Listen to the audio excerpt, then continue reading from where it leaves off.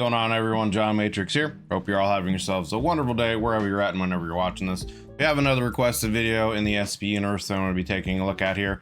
This is SCP-1504 Schmo, Object Class Keter, Uncontained SCP by the Vulcan. Links will be down below in the description to the original video and channel without my commentary and reaction. Please do me a favor, click those links if you if you like this video, go over there and give it a like. If you're not already subscribed to the Vulcan, please go over there and subscribe to the man. Makes a lot of great content for the SCP universe and definitely deserves the love. I often do these reactions live for my YouTube members. If you'd like to join in the discussions, there's a join button underneath the video, as well as a link in the description. You can check out the YouTube membership benefits that I offer and see if any of them have any kind of interest for you. You can get early access on videos, priority in any kind of requests you have, etc., etc. So take a look at those, see if you have any interest in that. But for now, we're going to jump into this video again. SCP-1504 Schmo Object Class Keter, Uncontained SCP. This document was recovered from the site-redacted precious document vault. Interesting. Anomalous object, AO-1504. No greeting, Dr. Miller, just getting right into it. WGG-YXJK. Item description, an unremarkable man who was not able to be harmed. Interesting. Date of recovery. Location of recovery. Current status, AO-1504 is held in a standard humanoid containment cell, which has been stricken from the document and replaced with missing. Interesting. Addendum 1504-1. Interviewed, AO-1504. Interviewer, Dr. Lloyd. Again, whenever I hear the name Lloyd, it's straight to Dumb and Dumber. Forward. AO-1504 is being questioned on its background. Playing log, now. What is your name? I don't remember. Joe something. Okay. Now, what year were you born? 1982. Ah, same age as me. Thank you for the year. But do you have an exact date? No. I never knew when I was born. Oh, excuse me. My nose is bleeding. I'm sorry. That was weird. Is that a situation where he's messing with Dr. Lloyd's mind in some way? Doing something, erasing something? Interesting. Or is it just like being in the proximity of him causes some kind of nosebleeds? I've never been prone to random nosebleeds. It's fine. Maybe a storm is coming. I've heard that changing air pressure can make a person's nose bleed. Interesting. Maybe. Do you know why you can't be hurt? I don't really want to talk about it. That's fine. Thank you for your cooperation with today's interview. You may return to your room. Interesting. So when asked why he can't be hurt, he starts to cry. And then they end the interview. Huh. I mean, obviously you would assume then that some kind of traumatic event happened that either gave him his anomalous properties or triggered his innate anomalous properties to become active. If, you know, maybe he was born with anomalous properties, but they just weren't active until something happened to him. Interesting. Addendum 1504-2. We didn't know his true anomaly. We didn't know what he could really do. Okay, so it seems to be more than that. I guess he affects computers, too. Our automatic security system began to have hiccups. A breach here, a breach there, but nothing that surprised us. But then, our Keter got out. Only about half of the staff here realized it. The other half all died. Jesus. We managed to contain it. We sent a request for more staff, but they never responded. The static in the background seems kind of interesting. It seems like that might be playing into the SCP and that maybe like this is like false information we're getting here. I don't know. Our supplies were... Because this is supposed to be uncontained, right? It's supposed to be a Keter class uncontained SCP. So I'm wondering if this is... And he said here that it can mess with your computers. So is he rewriting this log, you know?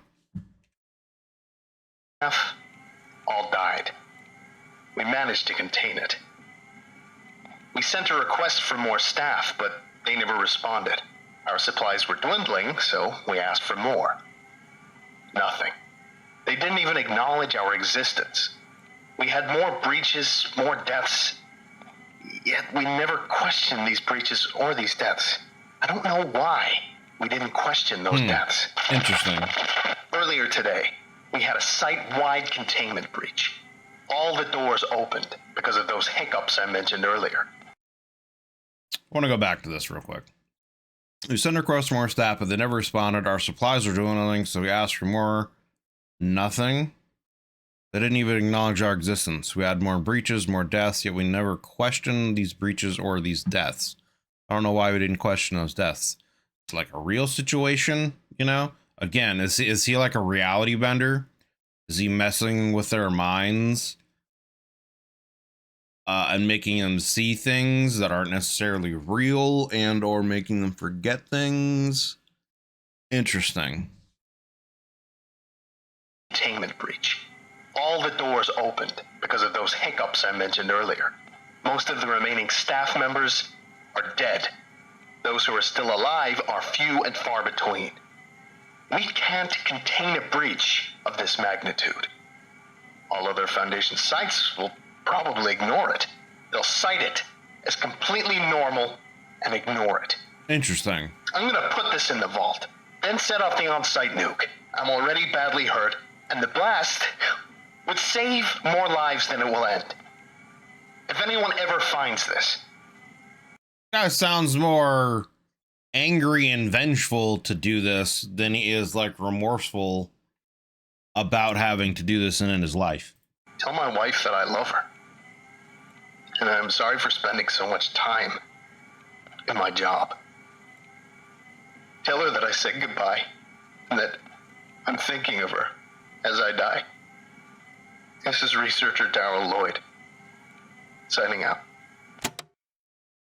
Addendum 1504-3. The site nuclear warhead was detonated on to counteract a Class 7 containment breach. Damn. A total.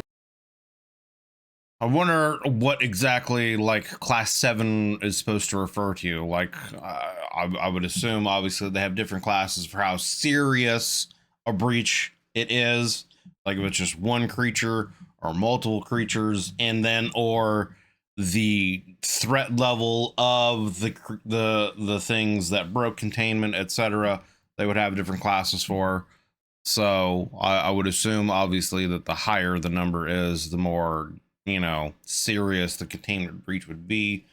So maybe if this is on a scale of 1 to 10, this is 7 out of 10. You know, I'm just assuming.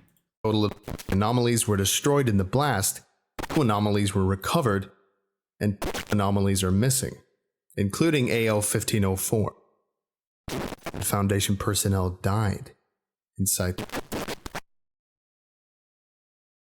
So they set off a nuke and it didn't contain them anyway. Document has been updated per the new information recovered from site redacted. Item number SCP-1504. Object Class Keter. Special Containment Procedures. SCP-1504 is not currently contained. If any Foundation personnel see the subject, they are to contact the current project head. In the event SCP-1504 is found, it is to be brought to Area 114 and contained in a 3x3x3 meter containment chamber. I mean, this image right here doesn't look very pleasant. This looks like someone's in, you know, one of these rubber rooms and in a,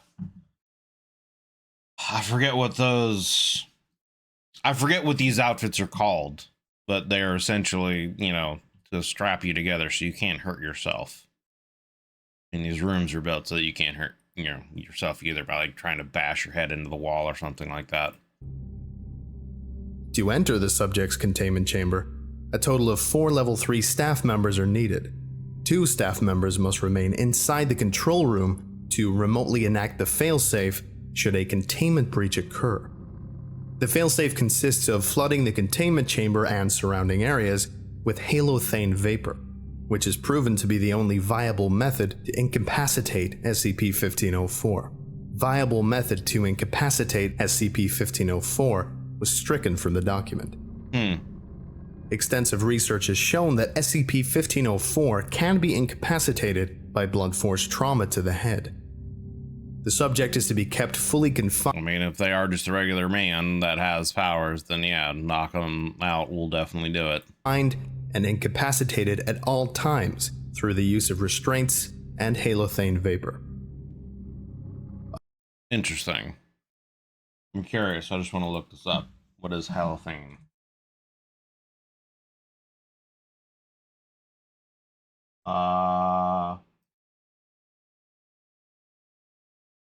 Halothane and solid brand of blah blah blah journal. Okay, so it's an anesthetic essentially. Gotcha. Other staff members must release multiple locks simultaneously. A minimum of 4 guards are to be protecting them at this time. After all locks are released, 1 staff member may enter the containment chamber. The guards must be ready for a containment breach at all times. The containment chamber is open. No automatic systems may be used in Area 114. All doors and containers. So he has the ability to manipulate electronics, it seems. Which is why they're saying can't use automatic locks and doors. They gotta use just simple locks and padlocks, etc. Must be locked using simple combination locks or simple padlocks. So it does seem like he's some kind of, at least, he either at least has the ability to make people perceive what he wants, or he is some kind of reality bent. Maybe, I don't know. I don't know what, I guess, what would be considered a reality bender by definition in the SP universe, because it's probably a broad scale of different things. So maybe he's got some minor ability to bend realities, whether it's just by making people perceive different things, that's considered reality bending, or if that's some other kind of category. But yeah, aptitude for parapsychology and strong resilience to perception shifts. So that means those people would probably have to be keenly aware of their surroundings and anything that could change. Whether, you know, even if it's a minor thing. All personnel working at Area 114 must have a high aptitude for parapsychology or a strong resilience to perception shifts.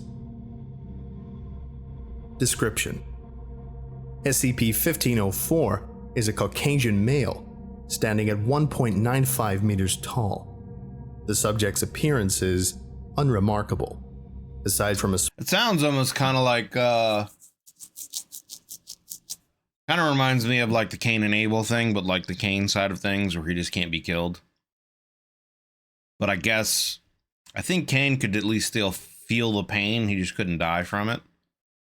I don't know if this guy can't be, just can't feel the pain at all. Small birthmark on its right shoulder. SCP-1504's anomalous traits include its inability to be harmed or killed. All actions carried out by SCP-1504 will be perceived by surrounding individuals as being within expectations for the situation. SCP-1504 has been known to attack personnel, who will then believe circumstance or their own doing has hurt them. The subject is able to... So he will attack people and then is able to change their perception of the events to make them think they did it to themselves? Is that what I'm getting here? All actions carried out by 1504 will be perceived by surrounding individuals as being within expectations for the situation. SCP-1504 has been known to attack personnel who will then believe circumstances or their own doing was to hurt them. Interesting. So anything that he does, he can make people believe that it's normal. And that anything that he's doing to others, they're essentially doing to themselves. and he's able to affect electronic automated systems. To affect electronic Interesting. and automatic. It's kind of an interesting combination of like abilities, right? The ability to affect electronics seemingly is something that would be totally different. Well, you know, something completely separate from the fact of being able to make people perceive things however he wants them to, I guess. But I guess then maybe that also, like, is it the idea that he can make electronics perceive things the way he wants to? You know, I don't know. Automatic systems. SCP-1504 was brought to the attention of the Foundation because of its inability to be harmed, and was classified as an anomalous object after initial testing. The subject was held at site in the anomalous object wing of the facility. A site-wide security failure and subsequent containment breach resulted in the on-site nuclear warhead being detonated. Interesting. SCP-1504 was declared missing after a search of the site did not reveal a confirmed death. A low-priority search was issued, but was soon raised to high priority after the above document was found. Mobile Task Force ETA-6, aka Awareness Filters, was formed to find SCP-1504. So I guess we're going to get the real log here. 1504-1. So I assume that, yeah, the log that we heard earlier was messed with by 1504 here, and that this is probably the real log that we're going to hear moving forward. I'm assuming. After being further analyzed and sent through multiple filters, it was discovered that SCP-1504's responses were different from what was previously recorded. The document has been updated to include these responses. Interviewed, SCP-1504. Interviewer, Dr. Lloyd. Forward. SCP-1504 is being questioned on its background. Playing log, now. What is your name? I'm not gonna tell you. You'll just ignore me. Okay. Now, what year were you born? Told you. You wouldn't even notice if I punched you in the nose. Thank you for the year. But do you have an exact date? I didn't give you a fucking year. Hey, Doc, watch this. Oh, excuse me. My nose is bleeding. Interesting. So it's almost like this stuff is happening without him even he's not in control of his ability to do these things, right? These are just things that are happening around him. I'm sorry. That was weird. I've never been prone to random nosebleeds. It's because I fucking punched you. Maybe. Do you know why you can't It's because I fucking punched you. Maybe. You know. be hurt?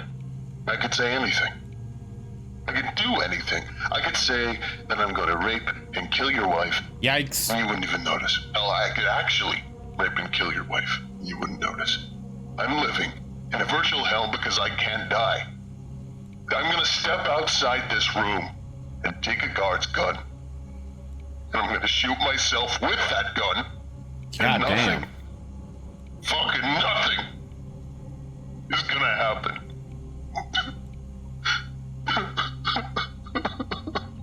Do you know what that feels like? To be in a room crowded with people. Damn. And they all ignore you. Do you know how hellish my life is? I want to die. That's fine. Thank you for your cooperation with today's interview. You may return to your room. Talk about,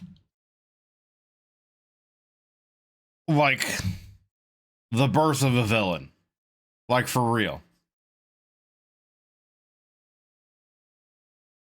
That would just, yeah. Like, what kind of reality would that be if no matter what you did or what you said, essentially everyone else's perception of you, I guess. I'm trying to think about how this kind of works in certain ways, because it's almost like what people perceive of him is what reality is created for them, not what he's actually doing saying or how he's acting, right? Like in the first log, the doctor's asking questions and he's getting answers that the doctor thinks is probably, like, the doctor probably thinks he's around a certain age. So 1982 is the year he was born. Oh, okay. So yeah, he's in his early 40s, you know, if this is a present time kind of a situation. You know, et cetera, et cetera. So like all the questions he's asking are questions that in the doctor's mind, Dr. Lloyd, he might already have like a perception of what the answers are going to be. And so I think that's kind of like what's going on with this SCP is that, however people's like preconceptions of this person are, that's what the reality ends up being, regardless of what, you know, this guy says or does or how he acts. And we're, you know, like he punched this dude in the face and his nose started bleeding and the guy was like, huh, well, look at that, my nose is bleeding, that's really strange, excuse me for a moment. Goes and gets a Kleenex and comes back. Pardon me, that was strange, I've never been prone to a nosebleed, haha. You know, and it's like, wouldn't he, even if you punched him in the nose, like, wouldn't he feel the pain? You know, is that also part of it? Because it seems like he doesn't feel like he got punched in the nose, you know, generally speaking. Like, does he have a broken nose? Like, would he not feel that, you know, kind of a situation? Interesting. Very interesting. And I mean, yeah, what kind of life would that really be if effectively you're not really even there? It really is a situation where you almost kind of like don't exist. Like people, I guess, would have a preconceived notion of you and would act on that, but whatever you say and whatever actions you take essentially don't matter. You know, like I said, talk about like justification almost for being like a real villain. Like, if you can't die and you can't escape that kind of reality, what's the point of existence? You know what I mean? I don't know. Yeah, that would be, wow. That would be interesting. Okay. This concludes our lecture for today. Thank you very much for listening, if indeed you still are, and you were all dismissed. Goodbye. Damn. All right, well, that was SCP-1504 Joe Schmo, Object Class Keter, Uncontained SCP by the Vulcan. And I mean, I pretty much already gave my thoughts there at the end, thinking there might be a little bit more here, but like, yeah, what really is life or existence if anything you do has no real meaning, because everyone and everything around you will perceive whatever their preconceptions of you are. At least that's what it seems to be happening. So, but yeah, links will be down below in the description to the original video without my commentary and reaction. So if you do me a favor, click those links. If you enjoyed the original video by the Vulcan here, go over there and give it a like. If you're not already subscribed to the Vulcan, please do me a favor, give the man a sub. It's free and he definitely deserves the love. He has made a lot of great content for the SB universe, so definitely deserves it. I often do these reactions live for my YouTube members. We'd love to have you guys come in here and hang out and join us while we're doing these reactions live. Check out the YouTube membership tiers if you would like to. There is a link down below in the description, as well as a join button underneath the video. You can get early access up to a week before the videos are released to the public. You can get sub Discord channel. You can get priority in any kind of you know, reaction requests, etc., etc. So take a look at those if you decide you want to take your support from me to the next level and help me out. Doing so obviously goes toward me being able to concentrate more on doing YouTube stuff and getting more of these videos out for you guys regularly. So thank you for doing so. Appreciate you. I hope you're having yourselves a wonderful day. If you enjoyed this video, consider leaving a like and subs. That helps me and it helps the channel grow. And I will see you guys in the next one. Take it easy.